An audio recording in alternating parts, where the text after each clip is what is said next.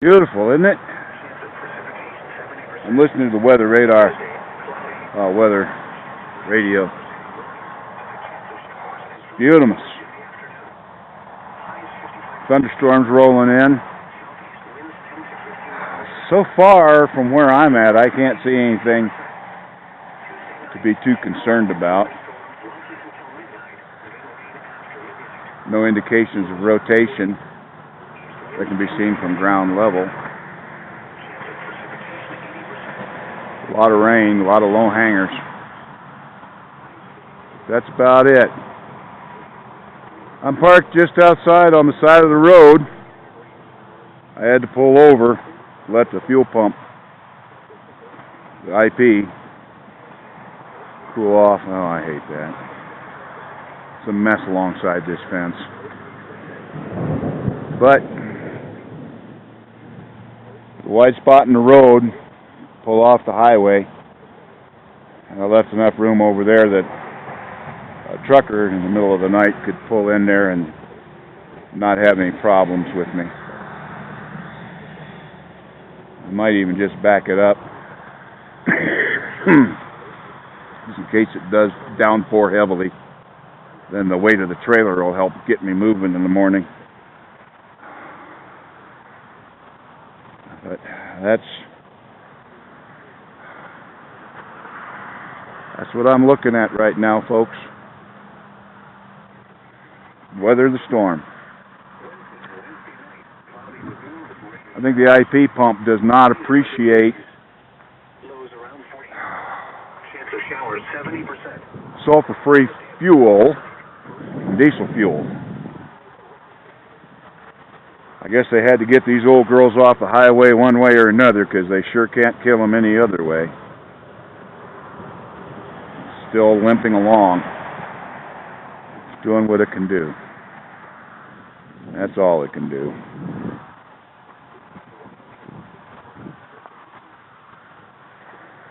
And I like the looks of that.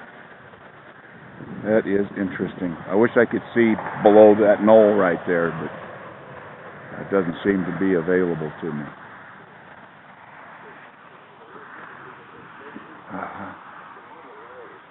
Not sure. I think that's the ranger right over there. Making sure I don't try to sneak in. Yeah. They charge by the arm and the leg. Alright. Look at those rock formations. I've been passing by those all day long, and I didn't dare stick my foot out of the thing long enough to pull over, stop, and I never got it rolling again going up these hills. Because they are hills. But that's today's report. Roland Canardley out here. We'll let you know how things go in the next one. We're still out here limping. Still out here limping. Limping away.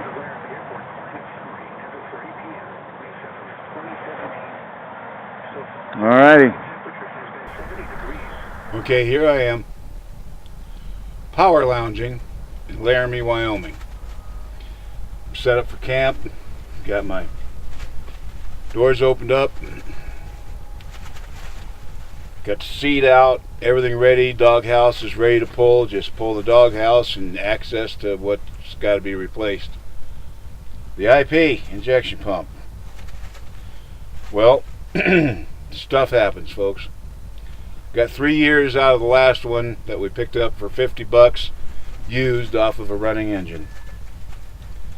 I guess I really can't complain. And I just hope that it didn't do any more damage than that. It's a long drug out story. We'll just say that it all started with the diverter valve going from tank to tank that went, and well, it probably was the single most biggest issue that took out the injection pump. But I went through that. Then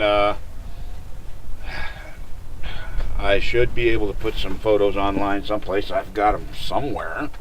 I just don't know where. I'm up there where I spent the night up on the mountain above Laramie. The old girl gave it everything she had to get up there. So I spent the night up there, slept good, slept real good. Oh yeah, I slept real good with that up there. Got up about midnight, and you could see the lights of Laramie, the glow. Basically, you couldn't really identify them as lights, but they were. You could tell it was Laramie from up there. Moonlit night. Moon was bright. It was just beautiful. Coasted on down the hill into Laramie. Then I think, as I said in one of my other videos, I went down into Laramie, and then when I tried to get up out of Laramie, climbing back up on US 30, believe it or not, the old road, no, she didn't have enough ump yet left in her to make it over the first knoll. So turned around, and I had seen a church on the side of the road with a big parking lot and a little church. But I figured, well, I could slide right in there. It was this was technically Monday morning. Slid in there, spent the night. When the sun came up and everything, I looked right across the street, and there was a repair place. Went in, they said, well, we don't do the repairs right here, you got to go to this other place. So I went to this other place. They wouldn't be able to get me in for quite some time, but we suggested maybe going and putting a new fuel filter on it and see if it wouldn't help. And I did put a new fuel filter on it, and the guy came out and helped me pump it down, get the air out. And then lo and behold, that didn't fix it. So I went to another place, and they said, well, the lift pump went bad. And it did. The lift pump went bad. But, all of this is going on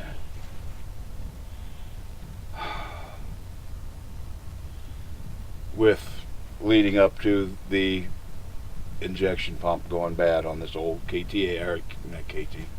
on this old IDI 7.3. And contrary to popular belief, diesel do not like running on sulfur free. Leastwise, this diesel didn't. But either way,